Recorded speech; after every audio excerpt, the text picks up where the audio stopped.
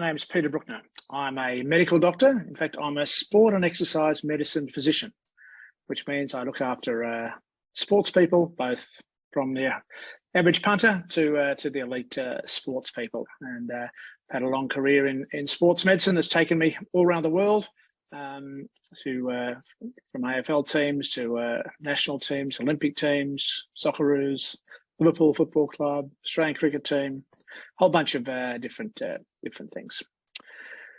So you might say, well, what the hell am I doing here talking about men's health and things? Well, I guess I had I want to tell you my own experience. You know, I'm a man and I have health, so I have an issue with men's health, and I had a real eye-opening experience about 10 years ago. So let me paint the picture for you. I'm living in Liverpool, England, working with Liverpool Football Club. Dream job, great stuff. And if you'd asked me then, how was I? How's my health? How are you, doc? You're all right? And I'd have said, yeah, I'm good. I'd just turned 60. I was pretty healthy, I thought. I ate what I thought was a good diet. I exercised regularly. My blood sugars were fine. I'm pretty good, thanks. The reality was I wasn't quite as good as I thought I was. For a start, I had a family history of type 2 diabetes. My father had developed type 2 diabetes at exactly the age that I was, and that hadn't been pretty. And I really didn't want to go down that track. I was overweight, borderline obese, and I was probably 15 kilograms overweight, and just sort of crept up on me, like many sort of middle-aged men, and I think 60 is middle-aged. I used to think it was old, but now I think it's middle-aged. Like many middle-aged men, I'd probably put on half a kilogram a year every year for 30 years.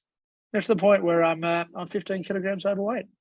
And my kids are starting to sort of poke me in the guts and say, come on, Dad, what about it? And I'd shrug my shoulders and say, well, I'm okay. I'm healthy and I'm eating a good diet and exercise. It's not my fault. I had a few other issues too that I'd ignored, like a typical doctor. I'd had a thing called fatty liver probably for 10 years. Every blood test I'd had for 10 years, every couple of years, you have a blood test, comes back consistent with fatty liver. And, typically I'd ignored it. I didn't really understand what a fatty liver was. I figured I was on a low-fat diet. I figured I'll be all right. No problems.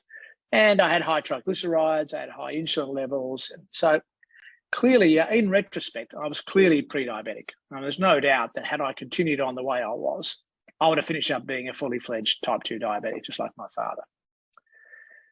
But around that time, a friend of mine in South Africa, Tim Noakes, who was a long-standing friend, we'd shared the platform at many sports medicine conferences and so on.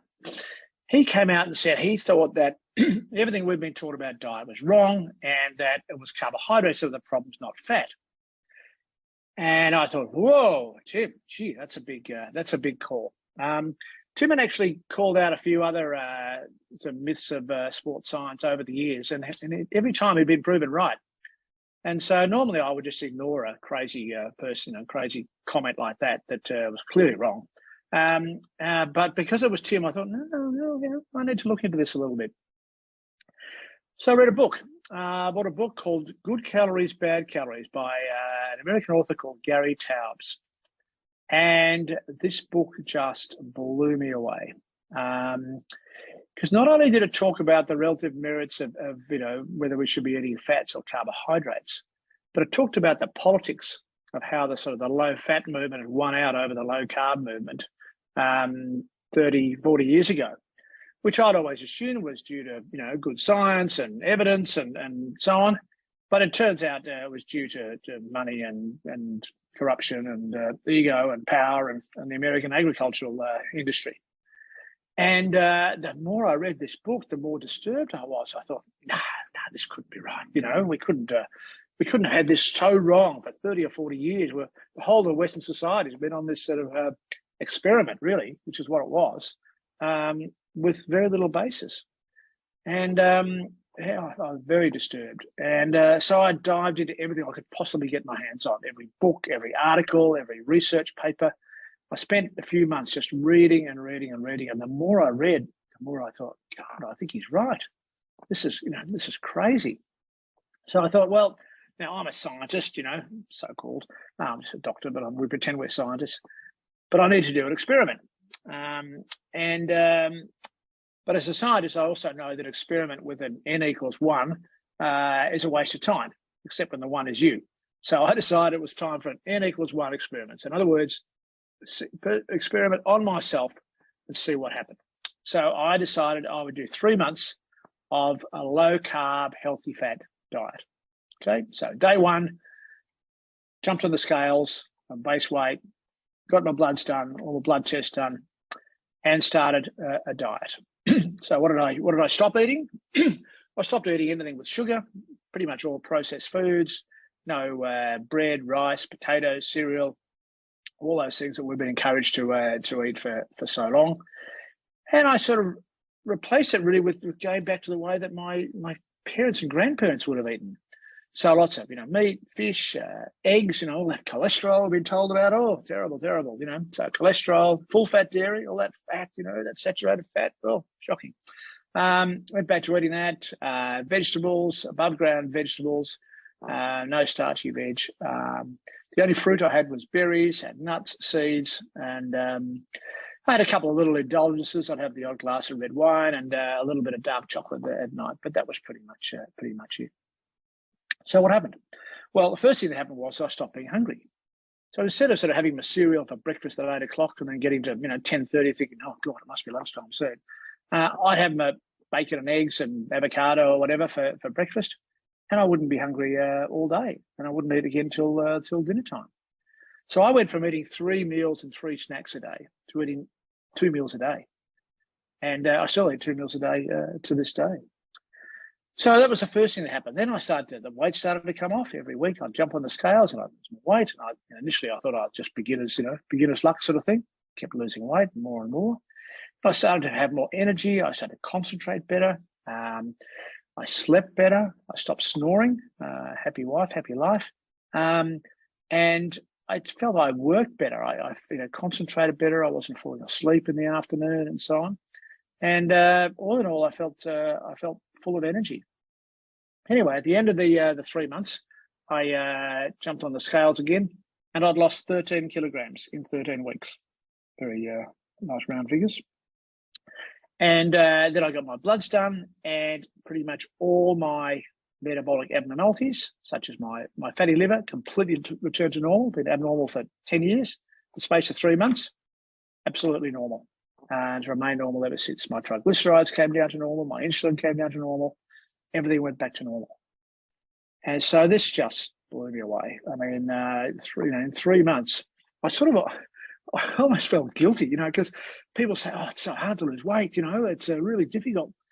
I found it, excuse me, I found it really easy. I'd eaten really well, had great meals, never been hungry, and I'd lost all this weight, and I almost felt guilty. But eventually, everyone, all my friends and family told me, stop, you're looking too skinny in the face and so on. So I just backed off a little bit after the 3 months. But by and large, I still eat that way now. So I guess when you have that sort of experience yourself, you've got one or two choices. You can either say, well, I'm all right, mate. Or you can sort of start to talk to people and spread the word. And people would come up to me and say, well, what have you done? What's happened? You look so good, you lost a lot of weight, you look fantastic. What's going on? And so I started to talk about, the benefits of a low carb diet and kept reading more and more about it and became, I guess, an advocate for that way of eating. And I've been an advocate ever since. I started a not-for-profit movement called Sugar by Half a few years ago. We do a whole lot of lessons for schools and things like that, try and educate kids into the problems around sugar. I wrote a book a little while ago called Fat Lot of Good. There we are. That's Fat Lot of Good. Just happen to have one by me on my desk here, and that's sold really well. And then 18 months ago, we started a sort of a program or an app-based program called Defeat Diabetes. which is basically aimed at people with type 2 diabetes and pre-diabetes. It's an app with a whole bunch of videos and articles and recipes and meal plans and so on. And in fact, we're just launching the web-based program of the same thing now. So you have the choice of either doing it on the web or on your phone app. So that's been, that's gone really well. We've had over 6,000 people do the program, and the results have been incredible. We've done surveys. We're doing a proper research study looking at its efficacy at the moment, but the initial surveys that we did of the first group that went through the program, more than 50% of them put their type 2 diabetes into remission. Now, you're not supposed to be able to do that. We're told in medical school and as doctors that it's a chronic progressive disease. You can't do anything about it. You're going to be on medication for life. You're going to invariably develop these side effects like eye problems and kidney problems and problems with your circulation. You might have to have things amputated. You have heart problems, dementia, and so on. All these sort of almost inevitable consequences of having type 2 diabetes, because type 2 diabetes is a disaster in this country. I mean, there are 1.2 million people in Australia diagnosed with type 2 diabetes. There are probably another 500,000 who are not undiagnosed but have it. And then there's probably another 2 or 3 million who have pre-diabetes and are well on the way to developing type 2 diabetes. So it's a massive problem. And as I said, it's a major cause of all those problems, blindness, kidney disease, amputations, and so on. Closely related to dementia and Alzheimer's. In fact, Alzheimer's is sometimes called type 3 diabetes, such as the link between the two. So these are real issues. And let's face it, when you get to my age, you're shit scared about getting Alzheimer's disease. I mean, we all are. And, we all know people, our parents, grandparents, people we know with it. And it seems from what I can make out that the best way to ensure doing that is to get your diet right.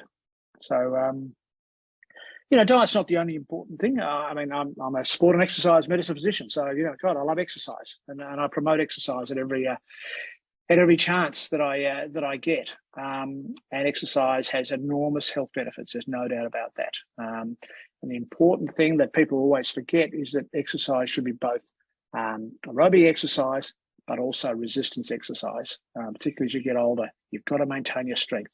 That's really important. You've got to do some resistance training. It might be just carrying the shopping from the supermarket or whatever, but you've got to keep your muscles up, because once you start, you tend to lose muscle strength, and you've got to compensate that by doing some resistance training, some weight training. So, I'm not downplaying exercise at all, but probably not as important as getting diet right. So people say, well, what should I eat then? Well, it's pretty simple. Basically, throw away the processed food and just eat real food. The problem is that the majority of food that the average person in this country eats now is highly processed. It comes out of a package, or it comes out of a fast food place. It's full of sugar. It's full of vegetable oils. They're the two main problems with our diet: too much sugar and processed carbohydrates, and too much vegetable oils. Both because they both cause inflammation. And we're now beginning to understand more and more that chronic inflammation is the underlying cause of all basically the chronic diseases, whether it's heart disease, whether it's kidney disease, whether it's Alzheimer's, all it's probably due primarily to chronic low-grade inflammation. And what are the things that cause inflammation? Well, lots of things, smoking, alcohol, lack of exercise, stress, lack of sun, and so on, but primarily diet and primarily sugar and processed carbohydrates and vegetable oils. So what do? Well, we go back, as I said, to eating the way our grandparents. I mean, our grandparents didn't have all these health issues. Type 2 diabetes hardly existed. A lot of these, Alzheimer's we hadn't heard of. So because they ate real food, and stick to the outside of the supermarket. All the good stuff's on the outside: the fruit and the veg, the meat, the dairy, the fish.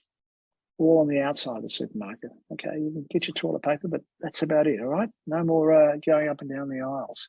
And because all those packages all contain sugar and vegetable oils. Now, I'll go on about vegetable oils because it's just as important as sugar, really, as far as inflammation. So these vegetable oils, well, they're not vegetable oils; they're actually seed oils. But they sound vegetable sounds healthier, so they call them vegetable. So you're talking about your safflower oil, sunflower oil, corn oil, canola, soybean oil, peanut oil, and so on.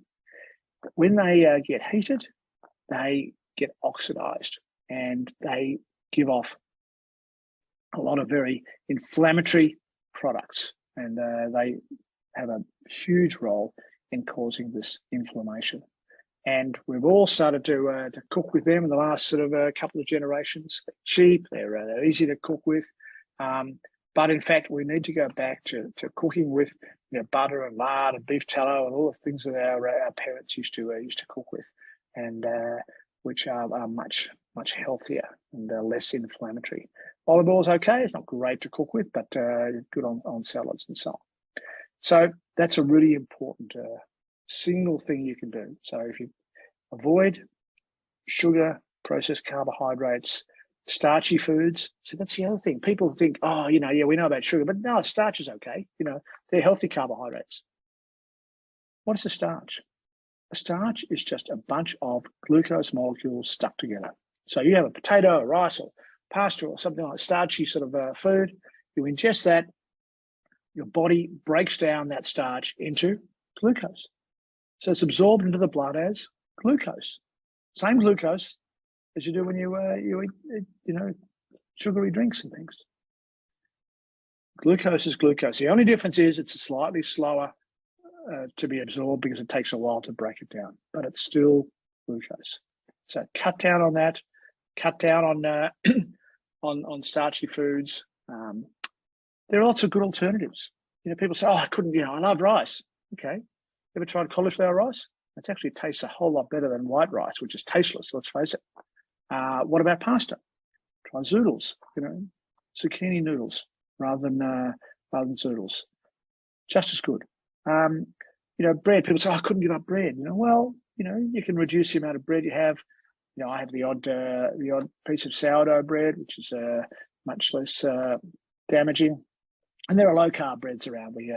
I bake a 3-seed bread that's very nice, and there are a bunch of low carb breads around in the supermarkets. People talk about grog and say, "Oh, well, I love my beers or I love my wine or whatever." So let's talk about alcohol. Really important. For a start, beer. Okay, beer is high in carbohydrates, but there are low carb beers. In fact, there are no carb beers. If you go into the grog shops now, the Dan Murphy's or whatever, there's a whole section on low carb. So you can actually get low carb or even no carb beers. There's better beer, and there's a couple of other no carb beers that taste fine. A little bit more expensive, but what price is your health? And there are low carb beers around. So beers, certainly avoid the normal beers. Wine is okay, pretty low in carbohydrates. So a glass or two of dry white wine or red wine is not a huge issue. Spirits, very low in zero carbohydrates. The problem is what you have with the spirits. So if you have your Coca-Cola or your tonic water, they're the ones that have lots of sugar and carbohydrates in it. So these are the it's not that difficult to have a low carb lifestyle. And the other thing that's really good about a low carb lifestyle is the problem with most diets is that you're hungry the whole time, or you're hungry and angry. You go onto a low calorie to 800 calorie a day diet or a really low fat diet and so on. You're going to be hungry the whole time. You're miserable. Absolutely hate it. I remember when I was looking after the Australian cricket team, Shane Watson, who loved his food, had a real problem with his weight. And he would, always sort of tend to put on a bit of weight and then get injured and all that sort of stuff. But he initially, the only way he could lose weight was to starve himself, and he would be miserable. He'd be depressed and he'd be grumpy and so on. until he discovered low carb and realized that he could actually still eat a reasonable amount of food, not be hungry, and drop weight. And it completely changed. And you'll remember that the last few years of his career were probably the best years of his career, and he attributes a lot of that to the weight loss. So that's just one example of this hunger thing. You know, the good thing about low carb sort of foods is that you know, you're not hungry. So, you know, what do I eat in a day? Well, as I said, I only eat twice a day, so I tend to eat, you know, sometime mid-morning, late morning. I'll have 1 or 2 meals. I'll have a bacon and eggs and avocado and mushrooms and tomato or whatever, but an egg-based, a couple of eggs with you know, some sort of maybe smoked salmon or something like that, and a coffee. And then in the evening, I'll have just standard, you know, sort of meat and 3 veg, you know, meat and 4 fish. Or if I want pasta, I'll have zucchini pasta. I'll often have cauliflower rice if I'm having a you know, a stew or a curry or stir fry or something. Otherwise, vegetables, you know, zucchini, carrots, beans, etc.